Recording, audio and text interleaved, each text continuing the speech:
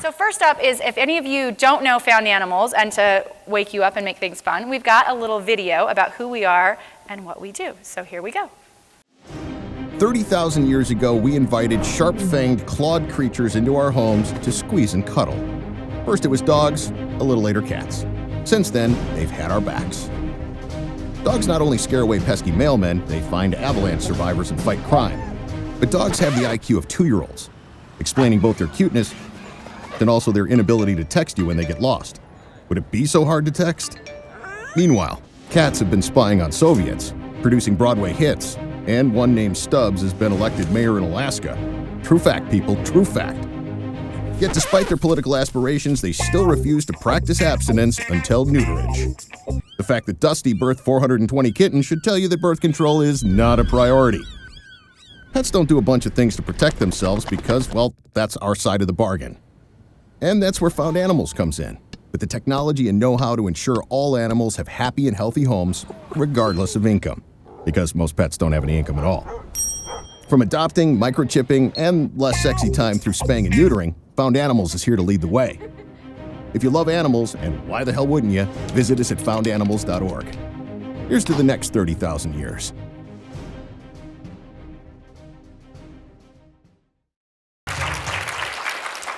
That just gives you a little bit of an idea of what we do. We are based in Los Angeles. And the clicker doesn't like me.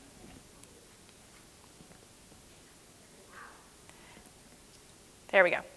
We're based in Los Angeles, but we also have programs nationally, and we'll talk a little bit at the end about a fun fundraising challenge that we have going on right now that hopefully some of your organizations are participating in. But today we're going to talk about data, and these are the things that we're going to cover. So starting with, why does this matter? Peter Drucker is a very famous guy in management and MBA circles, and he has this famous quote that says, if you can't measure it, you can't manage it. So if you don't know the facts, if you don't know what's going on, it's really hard to change the facts if you don't know where you're starting. So what we're going to talk about today is a data analysis process that starts with collecting and validating data, analyzing it, interpreting it so that you can act upon it, and then starting the cycle over, right? Because if you design a program based on knowing that, for example, you have lots of underage kittens coming into your shelter, once you've been running that program for a while, you're going to want to look at the data again and see if your program is having the impact that you hoped it would have. So we're going to talk a little bit here for a second about anecdotes versus data. So how many of you have heard either of these things? Rescue groups cherry pick all of the highly adoptable animals. Yeah, you guys have heard that. Or the shelters are full of nothing but pit bulls.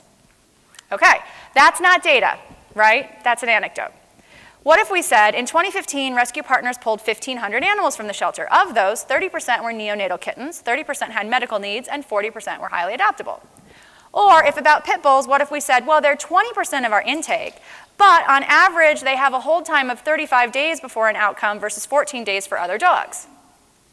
Now, which of those sets of things is more useful for designing and managing programs? The data, not the anecdote, right? Okay.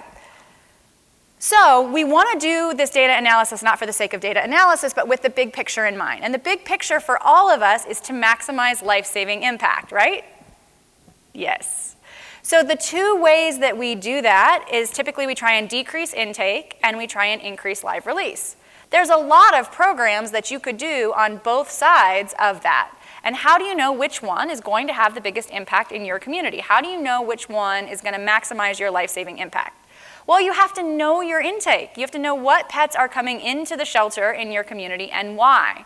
And then you have to know your outcomes. What happens to pets in the shelter and why? And you want to know this at the level of data, not at the level of anecdote.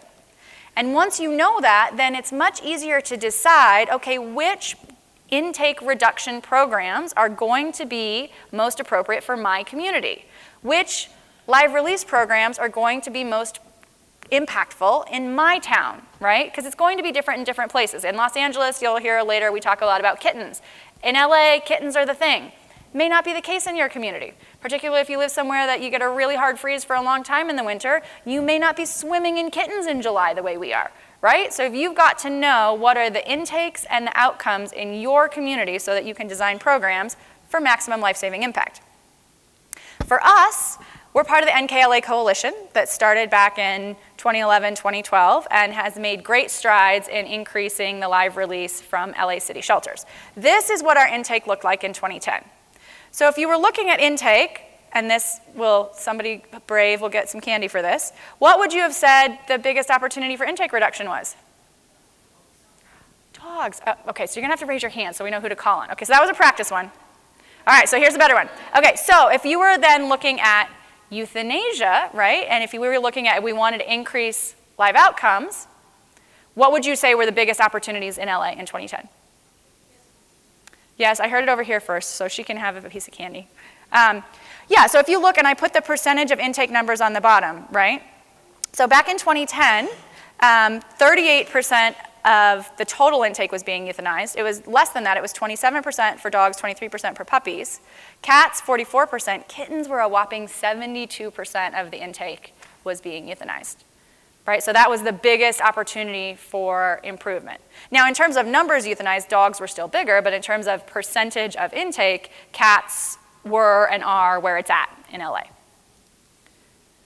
So you want to be doing this for your community, and we're going to come a little later to an even more in-depth understanding of how you can do that. Next, though, you need to understand how your brain works a little bit, because our brains are not necessarily wired to deal in the realm of data. Our brains prefer the realm of anecdote. So this is a little left brain, right brain business, right? Your brain, very complicated organ, a little bit dangerous. There's these things called cognitive bias, and these are thinking errors that humans make. And I'm going to read this because this is really important. So these thinking errors can prevent us from accurately understanding reality even when we have all the needed data and evidence to form an accurate view. In other words, your brain plays tricks on you.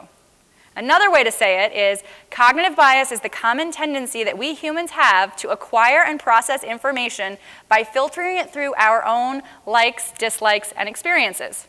And since every single one of us has different likes, dislikes, and experiences, right? This is why the police will tell you in a crime scene incident that you will have 10 witnesses and they will tell you 10 different stories. They all witnessed the same event, but they all have a different interpretation of it based on their own experience, their filter. So we need to know this going into data analysis. Otherwise, we're going to get tripped up. So one example of many examples, and this is one of the handouts that's available online, we have a more in-depth handout on cognitive bias, is negativity bias. So this is the tendency to pay more attention to negative experiences or information rather than positive. And the example given here is that you're at a parent-teacher conference and that 90% of what the teacher says about your child is positive, but the teacher says there's a couple of areas where little Johnny could improve, and you don't hear anything else, right? Or spouses you can occasionally have this experience with, right? So who, by raising your hand, who thinks they have an animal welfare example of negativity bias? This lovely lady. What's an example? At our shelter, matchmaking and working with clients will automatically judge book sites cover. Okay. She's saying that at her shelter, matchmaking and dealing with clients, that you'll automatically judge a book by its cover. So I'm going to say something that is kind of, I think, an expansion of what she's saying. Well, so listen, we may have, out of 100 animals, 99 happy adoption stories, right? 99 pets that are still in the home and doing great. But that one person where it didn't work out and that jerk brought that animal back or that jerk wasn't nice to that animal, we remember that story. Right? We don't remember the 99 successful stories, we remember the one negative story. That's an example of a cognitive bias around negativity showing up in our animal welfare work. Do you guys follow that? All right, here's another one, frequency illusion. Right? It's where you start noticing something and then you see it everywhere. Right? And so for me, the one that I have with this is women who are pregnant. Right? I'll see one and then suddenly they're everywhere. And what's going on in your brain is it's not that suddenly there are more pregnant women wherever I happen to go, it's just that I'm noticing them now, right? Or same thing with a particular model of car or with a color, right? So again, with a raise of the hand, who thinks that they have a good example of the frequency illusion in animal welfare? Okay, your hand shut up. Well, I'm thinking of, I keep thinking too many of our animals are being brought back. And then when I go through all of the lists and I have to realize, well, but a lot of them are in there, staying in there.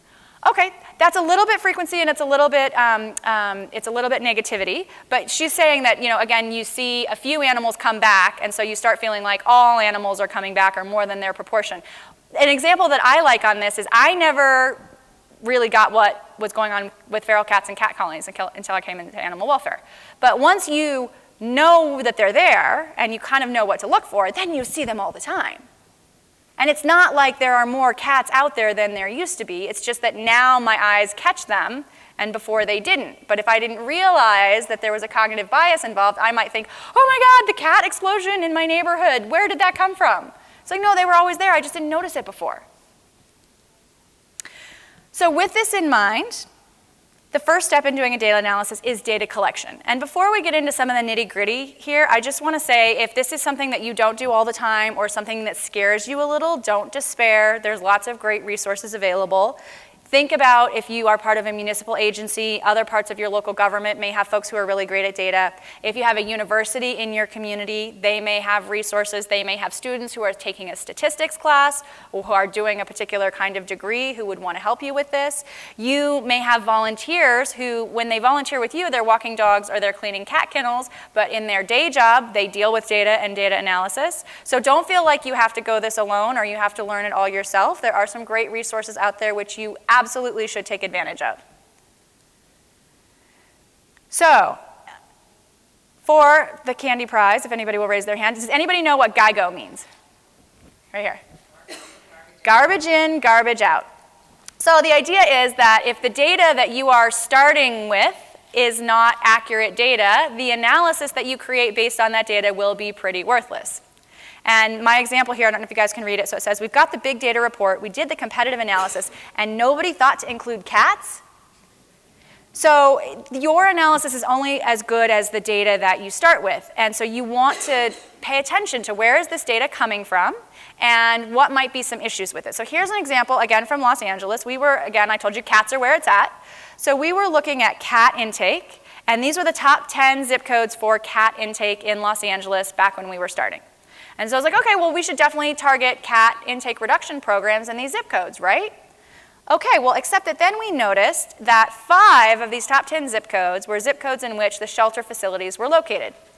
And if you know those neighborhoods and you kind of know what's going on in those zip codes, it just doesn't make sense that those would be the highest cat intake zip codes based on just knowing what's going on in the field. So we started to think, wait a second, I wonder if there's something else going on here. Well, it turns out that if the shelter does not know where a cat came from, or if it was part of a field pickup, or if it was dropped off by a citizen and maybe they didn't get their address, that cat gets defaulted to the shelter address as its origin. And so the blue bars are the original intake, and then once you back out those cats that get defaulted to the shelter zip code, the green bars are the actual cat intake from that zip code. And you can see that for some of the zip codes, including the #1 zip code, that makes a big difference. So if we had started designing cat programs based on the initial data, we could have been in the wrong place. So knowing what's going on with your data and making sure that your data is accurate is an important place to start. So shelter software, most of you have it. Some of you may still be on paper or in Excel spreadsheets. There's a lot of them out there. They all have different features and functions. They all have different reporting capabilities. It is so worth having someone in your organization invest the time and energy to really get to know your shelter software. Most of the time, the software is going to be able to do 90+% of what you want. You just have to learn how to make that happen. And in particular, a good rule of thumb is if you are entering the data into the software, you should be able to get that data back out of the software, right? So a lot of times, and this has even happened in our own organization, people will say, oh, well, the software doesn't do that. What they mostly really mean is I don't know how to make the software do that. So you can make it happen. How many of you guys are in Shelter Animals Count or who took advantage of that $1,000 Maddie's grant opportunity to get your data into Shelter Animals Count? Okay, that's not as many hands as I would have hoped, right? That was a great offer from Maddie's fund. So Shelter Animals Count is attempting to aggregate data across the country and to standardize, at least at some level, because right now there's not really any apples to apples comparisons. Different cities do things different ways. So this is the set of data that they recommend as the minimum.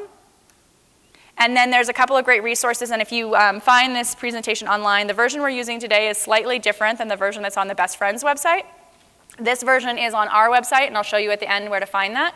But these are clickable links. And so there's a lot more data, great data from Shelter Animals Count on their data metrics and their definitions. And then there's another document that was originally created by the National Federation for Humane Societies, now part of SAWA, about all the different rates. So if you're confused about what's the difference between save rate versus live release rate, et cetera, it walks you through all the math and the different rates. So they're really good resources, but too detailed for us to get into today. In addition to the Shelter Animals Count data, some things that we use that we think give you a more in-depth picture are breed or type of animal. Because for us in Los Angeles, we have a lot of dogs that look like these two pictures. And the programs that work for these two different sorts of dogs tend to be a little bit different. So knowing, how many are large dogs or how many are small dogs, et cetera, can be useful beyond just knowing that you got a year-old dog in. Okay, well, what type of dog was it? Was it a big dog? Was it a small dog, et cetera? Intake address. And I'll show you in a minute something that we're using that for in Los Angeles with kittens, but knowing where the animal came from so that you can recognize any patterns in terms of parts of your community that might need more help or that might be doing better than others and you want to learn why. So knowing the address is really important. And then length of stay. As we talked about in the pit bull example at the beginning, a lot about outcomes in your shelter can relate back to length of stay. And so being able to look at that and know, like we know, for example, that when adoptable kittens hit our adoption floor, they're usually with us for less than a week, right? And so in terms of planning when to have new kittens come back from foster and go through spay-neuter surgery, right? If you know that all the kittens from last week are going to be adopted because your average length of stay is a week or less, you can really plan. Whereas if your average length of stay was 2 weeks or 3 weeks, that would be a different story. So this is geo-targeted data. If you're from Los Angeles, the red line that is going left to right is the 10 freeway, and the red line going up and down is the 110 freeway. And each of these little dots is a kitten intake. So as I said, we're in the home stretch of trying to, and this is a small part of the city, by the way, tiny part of the city. So that red dot that says in the middle, that's the shelter, right? And as we know, a lot of cats get defaulted to the shelter address, right? But all of these other dots are other places where kittens have originated.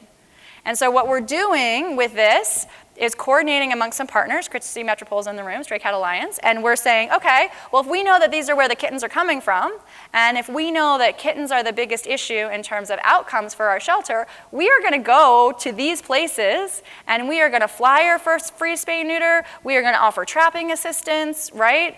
This map is showing us where we can go have an impact. So that's why having the intake address can be incredibly useful because you can see some clusters and you can see, there's good information here about maybe where we can go and have an impact. So on data collection and validation, before you even start analyzing, think about what data you want to analyze and why. Verify how that data is currently being captured in your system. Consider whether it's processed or modified after it's entered. We had an interesting time a while back where we were trying to look at how many of the animals that come into the shelter were already sterilized. And that's all well and good until we figured out that then if an animal got pre-sterilized before it got adopted, then their spay-neuter status gets changed in the system, right? And sometimes you can back that out, but so just think about the data, how it gets in there, how it gets changed. And also validate that the data values are within the realm of reality. April's going to show you later a length of stay example for our adoption center, and when we first started pulling that raw data, we had animals coming up with a negative length of stay. That's not possible for a cat to have been with us for -3 days, right? So there was an error in that data, right? It got entered wrong or there was some other problem. And so you need to be able to back that out or correct it. And that's where the anomalies and outliers come in, right? So as an example, if you've got an animal that has been with you for 736 days, that is going to bring your average length of stay way up if everybody else is only there for a week. So just recognizing those things and thinking about, do you want to keep them in the analysis? Do you want to take them out of the analysis, right? Do you want to do it both ways and see what kind of difference it makes? So once you've got data and you're pretty sure that it's clean and it's accurate, you want to analyze it. And this is a phrase, right, that we've all heard, lies, damn lies, and statistics. So people tend to get hung up on a single number, right? Or a percentage. And I'm going to ask you, We have shelter A, shelter B, and shelter C here. Which of these 3 shelters has the best life-saving impact? Which of these shelters is doing the best job? So if we were to look at just number of animals euthanized, shelter C is only euthanizing 1,500 animals. So it's the best, right? Maybe, maybe not. But shelter C is euthanizing 1,500 animals out of 5,000, whereas shelter B is euthanizing 6,000 animals out of 25,000, and that's only 24%. So if we look at the percentage of intake that's being euthanized, shelter B is doing the best job, right? But, okay, if you look at the difference between shelter A and shelter B, right? Shelter A is serving only 100,000 more people, is serving more people, the population served, more people, and they're taking in less animals, a lot less animals. So if you look at the euthanasia rate per 1,000 humans being served, shelter A is doing the best job. So one of the things that I think happens in our movement sometimes is that we get really hung up on a single metric. And no single metric can give you the full picture of performance. And in particular, when you are trying to compare 2 programs or 2 shelters to each other, things like the number of population served makes a big difference. Because, of course, you would expect a city of 500,000 to have more animals coming into the shelter than a city of 100,000, right? So don't get hung up on any single number. Be sure to look. And then for rescue groups, this applies to rescue groups as well, right? Okay, so we've got 3 hypothetical rescues here. We've got a kitten rescue, we've got a fluffy dog rescue, and we've got a medical rescue. And if you look at the number of foster homes, the medical rescue has more foster homes, right? So they're going to have the biggest life-saving impact on that metric, maybe, we think. Okay, but let's look at average length of stay, meaning days to adopt. Well, the fluffy dog rescue only has a 20-day length of stay. So given that they have 15 foster homes but only a 20-day length of stay, they're actually able to have 270 animals go through their system each year. Whereas even though the medical rescue has more foster homes, since they have a longer average length of stay with those medical cases, they do less animals in a year. Right? So if we're looking at the number of animals placed annually, fluffy dog rescue wins. Right? They've got those really little cuties that they can just turn and burn, get them right out the door. Yeah? Okay, well, what about the money? The money matters too, right? So if we look at the annual budget, and therefore the cost per animal saved, kitten rescue comes out on top, right? Because they've only got 10 foster homes, but they can put litters into their foster homes. So they get multiple animals into a foster home, right? And then that also brings their average cost per animal down. So they're saving 240 animals each year with $36,000 versus Fluffy Dog Rescue, they're doing more, they're doing 30 more animals, but at more than twice the cost. So, which one's best? It's not an easy question to answer. And again, you want to look at multiple metrics and you want to think about cost. We all live in a world of constrained resources. We never have enough time, we never have enough money, we never have enough people to do everything we want to do. So if you don't have all the resources you want, how are you going to spend those precious resources to do the most good? And how does your organization's impact match up with the identified community needs? If we go back to that slide where in LA, the thing that we were killing at the highest rate was kittens, do we need another Fluffy Dog Rescue in LA? We actually don't. We need more kitten rescues because that's what's dying in our shelter. So if we're going to work together as a community, and those of you who were in the NKLA presentation earlier, that's what that's all about. If we're going to work together as a community, we need to be going after the animals that need help and maximizing our resources as a team. Okay, I'm going to blaze through this and we're going to get April up here. A little bit on graphs. Graphs can be a really powerful tool to help you share data with other people. So these are graphs of 2 different shelters in the LA city system.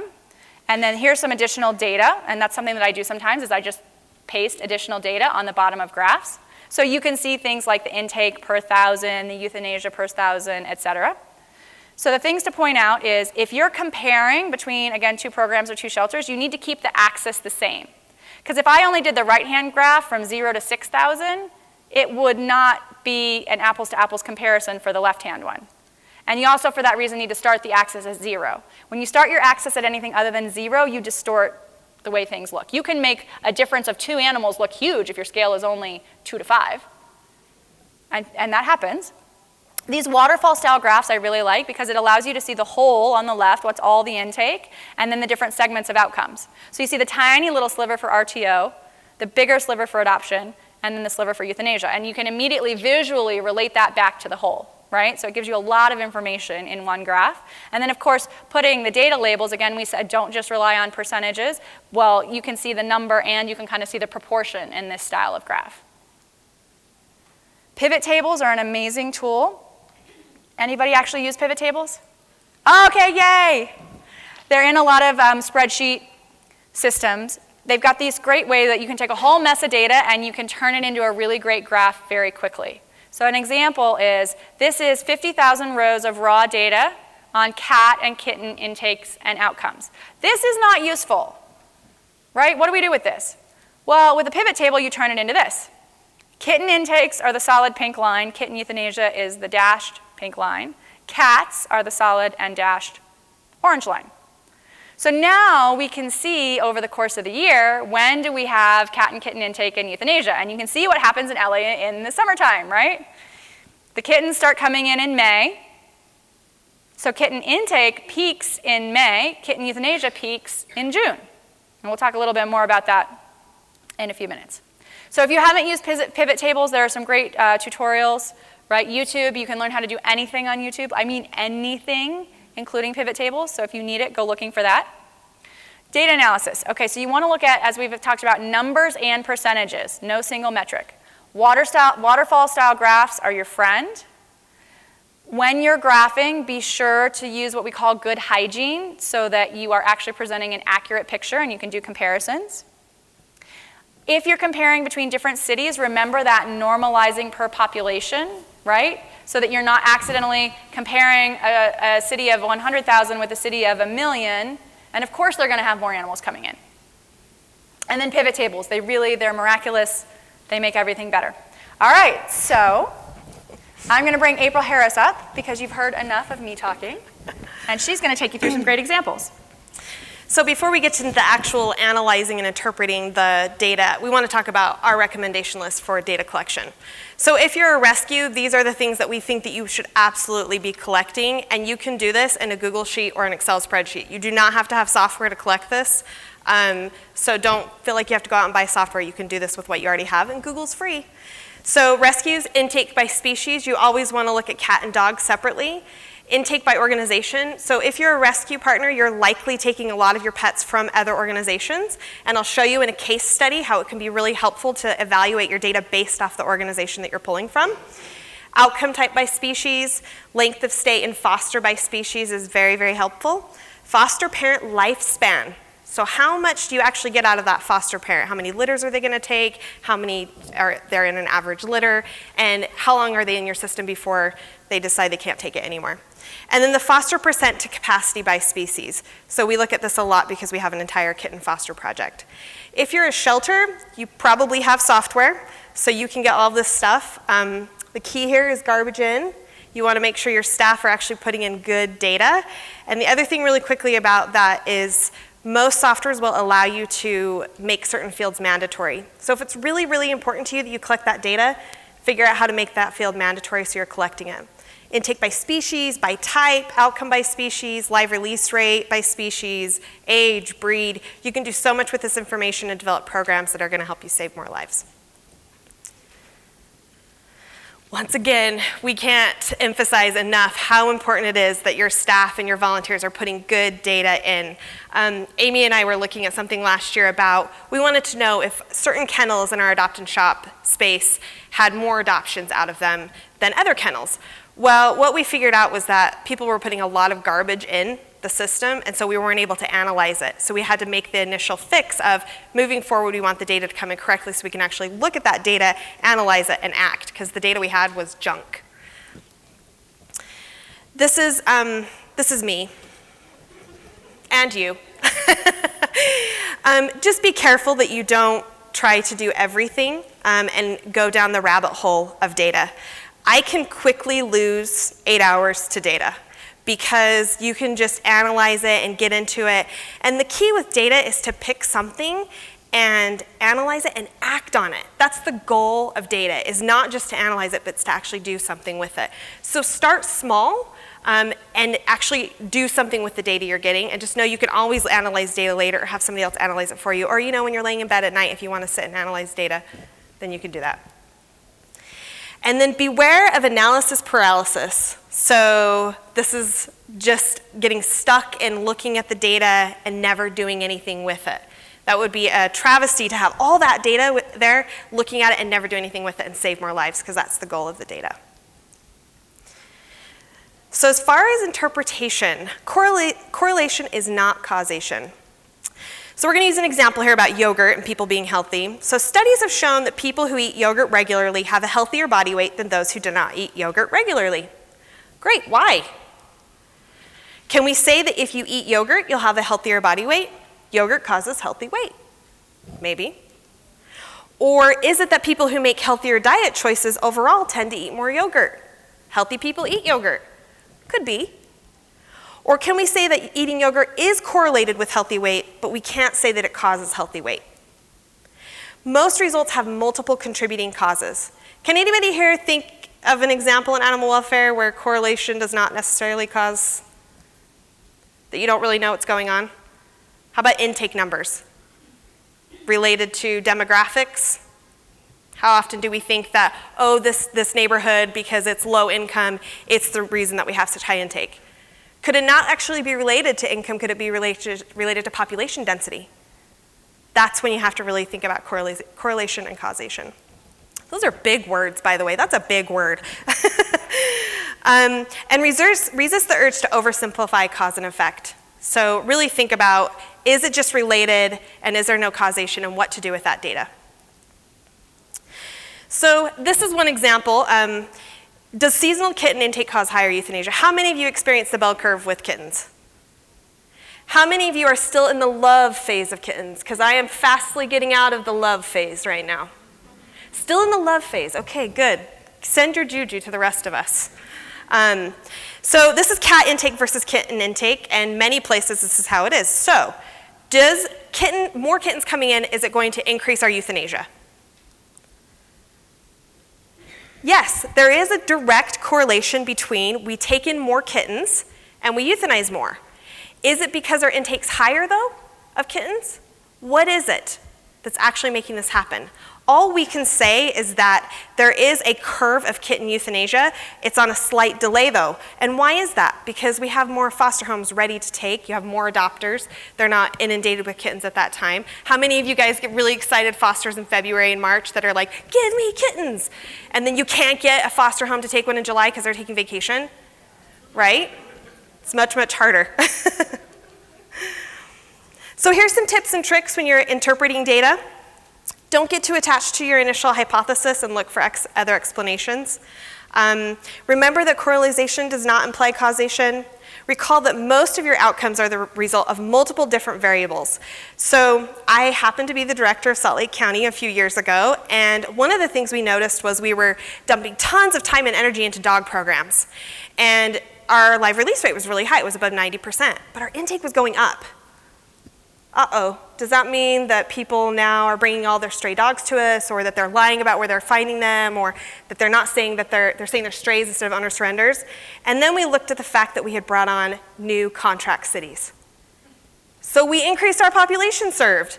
So then if we actually looked at what population we were serving and intake of dogs, old versus new, our intake was not going up, it was actually going down. We had increased so much of the population we were serving. Always ask yourself questions. What else could be going on here, and what has changed? I strongly recommend that you keep a timeline of what happens in your organizations, because people come and go through your organizations, and it's really hard to say, what did we do 3 years ago?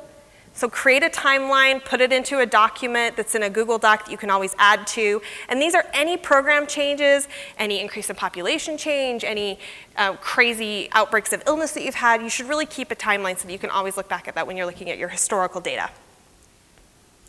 Case studies. This is my favorite part. Alrighty, how many of you guys use foster homes to save lives? Okay, so do we. So this is a real life thing that we use data to try to figure out how we could save more lives through foster homes. So how many of you guys do strategic planning and throw out goals that you're like, you know what, we can save 1,800 kittens next year? And then you're like, wait a minute, what do we actually need to save those 1,800 kittens? So we said we want to save 1,800 kittens in 12 months in 2016. We pulled historical data and we looked at our average number of litters per foster annually. So how many litters does a foster take? How many kittens are there in the average litter? And how long are they in that foster home?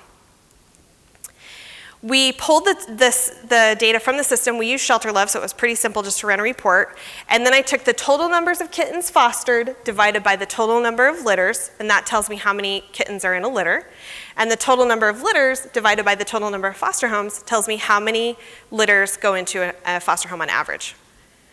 We checked the data for errors and anomalies. Something that kept happening in our data is that a foster parent would bring back a litter of 4 and one would be underweight, and then it would go back with that foster.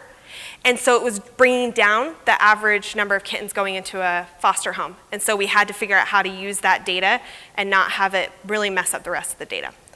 Calculate metrics and graph, and then interpret and act. So do we have enough foster homes? So this was the raw data pulled right out of our shelter software system. It's got the person's name and all of the animal ID numbers. Can you guys figure out I don't know what to do with that. Great, what does that actually tell me? And then I did a pivot table. And this is what it tells me.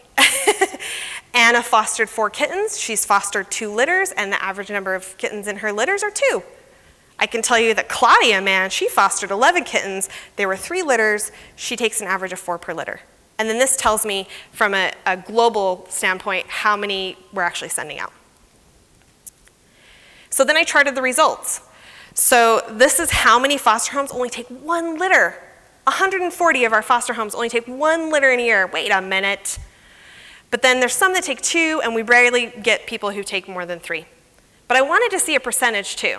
And this is where we talked about using numbers and percentages. Wow, 65% of our foster homes only take 1 litter. 22% take 2. So this helped us decide, are we going to do some type of incentive to get them to take more? So we want to chart both the numbers and percentages to see the full picture. And these graphs were done through like PowerPoint and Google, and it makes them all pretty and presentable. So here were our findings. 87% of our foster homes take 1 to 2 litters annually. Our average litter size is 2, and we have 226 active foster homes. So at 1,800 kittens, at 2 kittens per litter, that's 900 litters. And at 2 litters per foster home, I need 450 foster homes. I only have 226. So what can I do? I could recruit another 224 foster homes, and how easy is that going to be? I can increase the number of kittens per litter. So 1,800 kittens divided by 3 equals 600 litters divided by 2, and then I would only need 300 foster homes.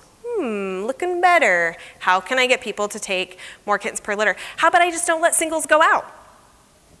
How about I put them with somebody else and say, we don't do less than 3 kittens per litter? Would foster homes even know the difference? Probably not. I'll just sneak them in there. Or I could increase the number of litters per foster home, which would also bring me to 300. So instead of increasing the number of kittens per litter, I want you to take more litters. How do I get you to take 2 litters? I put you in a raffle. The more litters you take, your name goes into a raffle for a $100 gift card to Amazon. You know, something like that. Or do I do it all? And then I have enough foster homes. If I increase the number of kittens per litter and litters per foster home, I only need 200 foster homes. I'm done. That's it. And I can do one of those things without even telling the foster homes, right? Just increase the number of kittens in the litter. That's simple. Problem solved. We're ready to go. Alrighty, length of stay case study. So we have adoption shop stores. We have 2 of these stores. We have 3 different transfer models coming into these stores. We have where one model is our adoption shop staff member, our sourcing associate, actually goes out to the different partners. I think we have 9 or 10 partners now, and walks through the kennels and selects the animal themselves, and we either pick them up the same day or pick them on later in the week. We also have where third party selects the animal. So this is where we worked really closely with the ASPCA specifically, and they give us kind of a list of here are the animals that we think that you should take, and we say, okay, we show up and we take them. Or the shelter, the last one is that the shelter selects the animal. So Riverside County is a partner of ours, and we gave them a list, which we have if you guys want it. It's got medical and behavior, red, yellow, green, and as long as they're in the green, we can take the animal, and if they're in the yellow, they need to contact us. But we just show up, they have the animals ready, we pick them up. So our assumption was that the different transfer models would impact our length of stay. And that when our staff picks the animal, because we know what we want and what we can do with that animal, it's gonna be the lowest, right? We're gonna be the best at picking our own animals. And it's gonna be highest when the shelter staff select the animals, because they might be trying to sneak in dogs. How many of you guys think they're trying to sneak animals in? Maybe they're favorites that have some issues that we don't know about. Maybe they're not telling us everything. So that was our assumption. So we wanted to look at all the animals by source shelter. We wanted to pull the data, so date of outcome versus date of intake was length of stay. And then our total length of stay divided by the total number of entries gives us the average length of stay. We were going to check the data for errors and anomalies, so we eliminated negative length of stay. Can anybody tell me how negative length of stay happens? Yep. Fat fingering it, we call it fat fingering. It was kind of not really PC, but you know, like putting in 2015 instead of, this happens a lot in January because you're stuck in last year, and so people are putting in 2015. So it was brought in January 15th and it was outcomed, January 15th, 2016, it was outcomed 3 days later, but 2015. So it was outcomed a year before it showed up. That's how negative lengths of stay actually happen. And those are usually pretty easy to fix. You just go in and change the year or the date. And then we also eliminated any weird anomalies. So we pulled a poodle that for some reason it took us 7 months to place. I have no idea why. His name was Maddie. We pushed him around in a stroller, but we removed him from the data because he was an anomaly. And then we calculate the metrics and graphs. So our average length of stay by source shelter grouped by transfer model, because we wanted to compare the transfer models to each other. And then what do? Do we source more animals from shelters with a lower length of stay? So these are the 6 partners that we had. So when the source shelter selects the animal, the average length of stay was 11. When a third party selects the animal, the average length of stay was 10. And when we select the animal, our average length of stay is 16 and 18. Huh. Maybe we should let the source shelters and the third party pick our animals for us. Is that what's causing it? Were our assumptions correct? No, our assumptions were not correct. Now I'm going to throw in live release rate of the source shelters. That's this red line.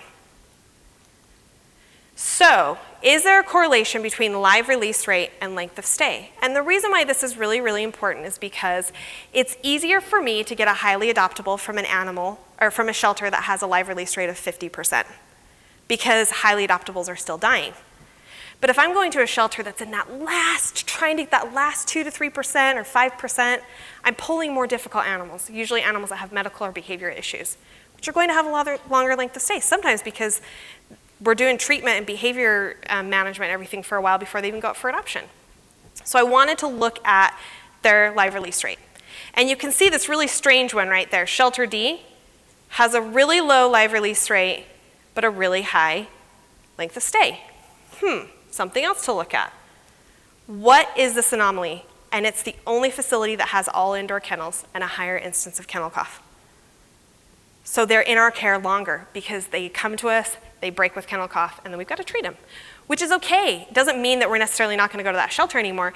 It's just that we know that shelter needs help because they have a low live release rate, and we're going to see kennel cough. So we're going to create policies and procedures that help us mitigate that when the animals are coming in from there.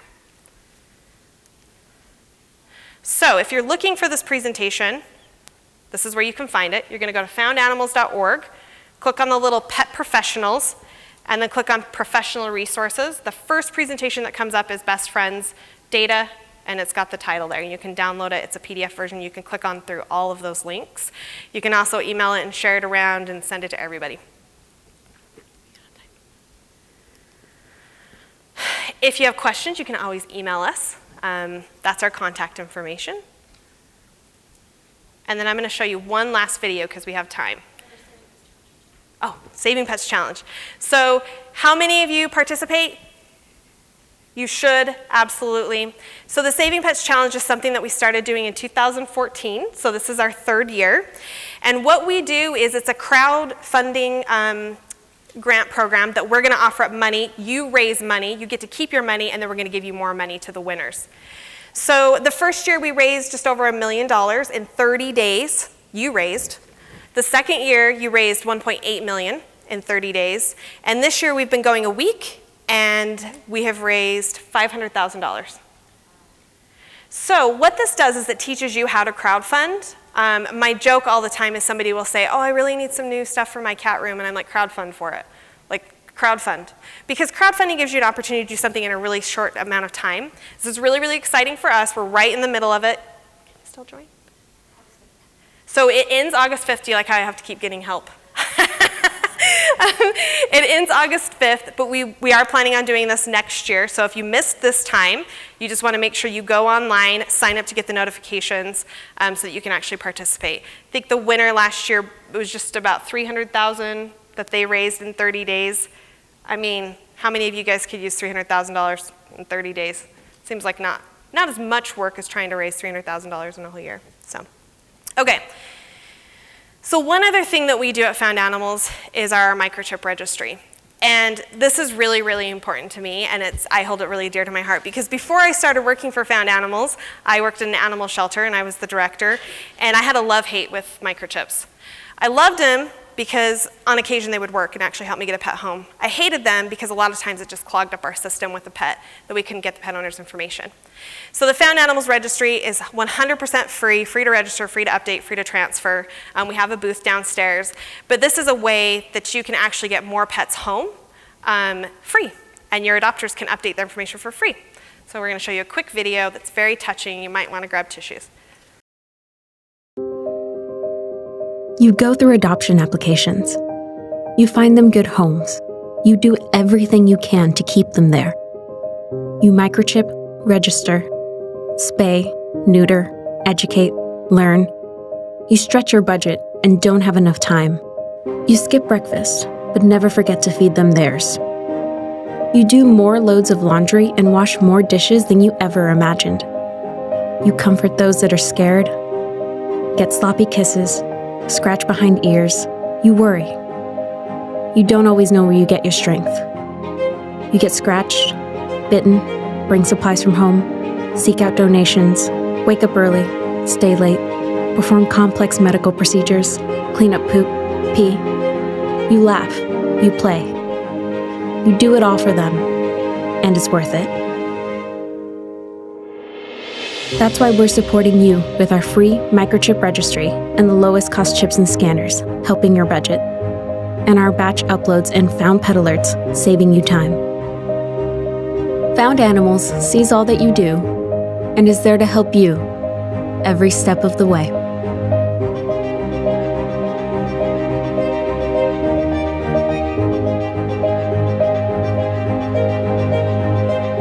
Alrighty, and so just in closing, I just want to say that the greatest thing that we have going for us in this industry is each other in this room. And so there's so many things that we can learn from each other, and the Best Friends Conference is one of those ways that we can learn what each other is doing and what's working and what's not working. And I just want to say that we really appreciate you guys being here, taking time out of your busy schedules and taking time away from saving lives, because we know that this is going to turn into you saving even more lives. Thank you.